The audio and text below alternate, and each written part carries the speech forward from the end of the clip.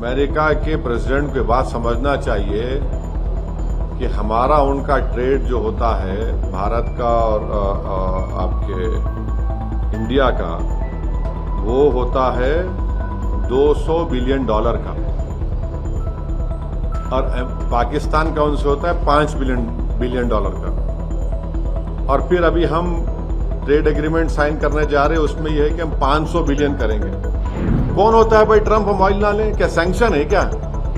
हमको तकलीफ इस बात की है कि जब ऑयल हम इतना खरीदे, वो तो जब सस्ता ऑयल मिल रहा था तो जनता को पहुंचाना था मोदी गवर्नमेंट, उसका फायदा। मगर ये बोल रहे कि ऑयल नहीं लेना, वो होते कौन है भैया? हम एक सॉवरिन नेशन है। मैं तो क्रिकेट मैच नहीं देखने वाला हूं, मैं तो हरगिज नहीं देखने वाला हूं। मेरा जमीर, मेरा दिल गवारा नहीं करता कि मैं बैठकर उस मुल्क के लोगों के साथ हम क्रिकेट मैच खेलें जो हर रोज धमकी दे रहे हैं।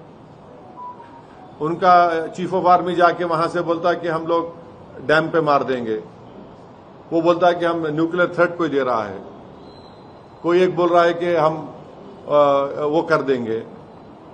अब क्या क्यों खेलेंगे हम? ये सुनिए, एक मिनट सुनिए। आप पानी देना बंद कर दिए, पानी से बड़ी कोई चीज हो सकती, क्या बोलिए? आप ट्रेड नहीं कर रहे हैं, आप वाघा बॉर्डर बंद कर दिए, वीजा नहीं दे रहे, खेल क्यों रहे हैं बताइए? कितना नुकसान होगा? 300 करोड़, 400 करोड़, कुछ भी नहीं है ना। मेरा जमीर तो गवारा नहीं करता भाई कि मैं मैच को देखूं। और अमेरिका की धरती में कोई बैठकर भारत को न्यूक्लियर बॉम्ब की धमकी दे रहा है। अगर कोई भारत की सरजमीन पर बैठकर अमेरिका को न्यूक्लियर बॉम्ब की धमकी दिया तो क्या होगा?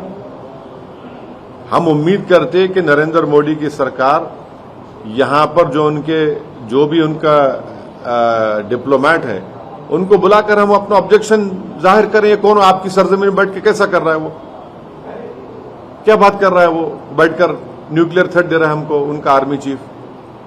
ये हम इसका कंडेम करते। हम एक स्ट्रेटेजिक अलाई अगर आपके हैं तो आप ये क्यों अलाउ कर रहे?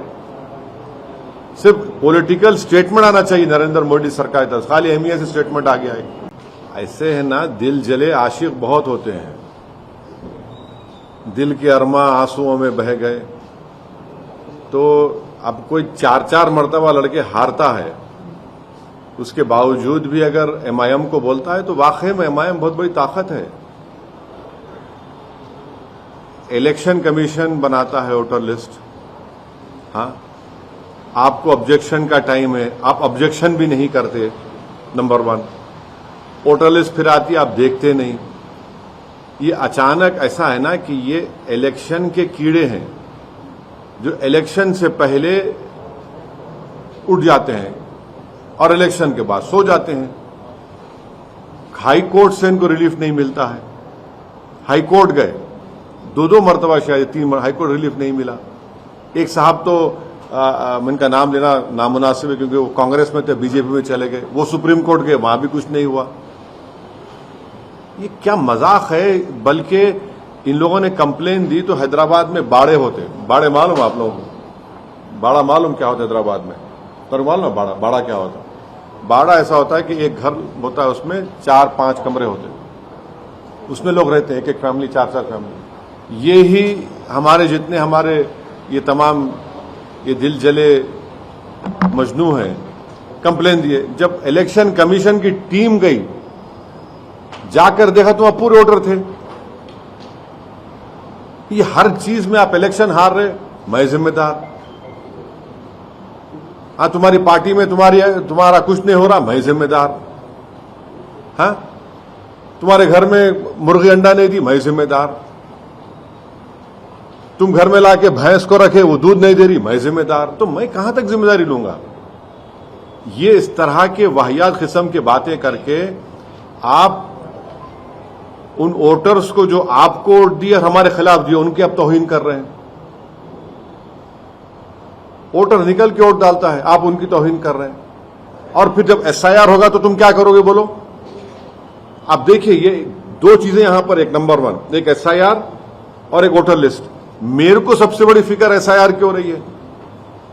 अब एसआईआर जब होगा, तेलंगाना में होगा, अगर किसी का नाम नहीं आएगा तो ये लोग क्या करेंगे? अच्छा जी, आपको लगता है कि डोनाल्ड ट्रंप के साथ जिस तरीके के रिश्ते अब पाकिस्तान के बढ़ रहे हैं, ये वही कहीं ना कहीं कॉन्फिडेंस दे रहा है जिसकी वजह से ये इस तरीके की टिप्पणियां कर रहे हैं या फिर इस तरीके से धमकी दे रहे हैं? नहीं, देखिए, अमेरिका के प्रेसिडेंट को बात समझना चाहिए कि हमारा उनका ट्रेड जो होता है भारत का और आपके इंडिया का, वो होता है $200 बिलियन का, और पाकिस्तान का उनसे होता है $5 बिलियन का। और फिर अभी हम ट्रेड एग्रीमेंट साइन करने जा रहे हैं, उसमें यह है कि हम 500 बिलियन करेंगे। अब अमेरिका के प्रेसिडेंट को तय करना है कि वो ऐसे मुल्क से ट्रेड करेंगे जहां पर टेररिज्म एक ट्रेड है, जहां पर टेररिज्म एक ट्रेड है, और भारत आपसे एक स्ट्रेटेजिक आपका अलाई है। पिछले 20-25 साल में मुख्तलिफ गवर्नमेंट ने, चाहे वहां की यहाँ की, उन्होंने इस रिश्ते को मजबूत किया।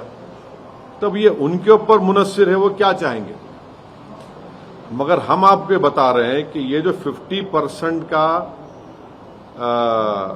ये जो लगाया उन्होंने टैरिफ लगाया है, मैं आपको जिम्मेदारी के साथ बोल रहा हूं कि सूरत में जो डायमंड बनाने वाले हैं वो बेरोजगार हो जाएंगे। पहले हमारे ऑर्डर्स कम हो गए, और मैं आपको जिम्मेदारी के साथ बता रहा हूं कि इसका इम्पैक्ट ये होगा कि तमिलनाडु का जो टेक्सटाइल बेल्ट है, ये 50% टैरिफ जो ट्रंप लगाए हैं, ये टेक्सटाइल पर, लेदर पर, footwear, James, jewellery, chemical, plastic, spices, T, coffee and shrimps. Tamil Nadu का जो टेक्सटाइल बेल्ट है वो हमारे देश का निटवेयर का सेंटर है। इससे इनके ऑर्डर्स रिड्यूस हो गए और इन पे बहुत कॉस्टिंग का प्रेशर पड़ने वाला है। हाँ, फिर आप चले जाइए, एक तो आपको बोल दिया मैं सूरत का, तमिलनाडु का। तीसरा मैं आपको बता रहा हूं कि अमेरिका ने section 232 of the trade expansion act 1962 के तहत स्टील एल्यूमिनियम पर 50% टैरिफ हो गया। हाँ, वहीं पर यूरोपियन यूनियन CBAM लगाएगा, इससे भी हमको नुकसान होने वाला है। चौथी बात आपको बता रहा हूं कि ये जो 50% टैरिफ का जो इम्पैक्ट होगा इलेक्ट्रिकल मशीनरी पर, इक्विपमेंट पर और प्रेशियस स्टोन्स एंड सेक्टर्स के ऊपर, ये हर एतबार से। अच्छा, फिर आप देख लीजिए, सिर्फ जो ट्रेड है 18.29% टोटल एक्सपोर्ट हमारा इंडिया का होता है यूएस को, लार्जेस्ट एक्सपोर्ट डेस्टिनेशन इंडिया के लिए। तो फिर ये क्या हो रहा है? ये इससे तो बहुत बड़ा हमारी को तकलीफ होने वाली है। ऑयल ना लें, कौन होता है भाई ट्रंप हम ऑयल ना लें? क्या सैंक्शन है क्या? अमेरिका ने कहा कि भारत का कि आप ऑयल लीजिए इतने प्राइस कैप पर, हम ऑयल ले रहे हैं। मगर हमको तकलीफ इस बात की है कि जब ऑयल हम इतना खरीदे, वो तो जब सस्ता ऑयल मिल रहा था तो जनता को पहुंचना था, मोदी गवर्नमेंट उसका फायदा। मगर ये बोल रहे हैं कि ऑयल नहीं लेना, वो होते कौन है भैया? हम एक सॉवरिन नेशन है।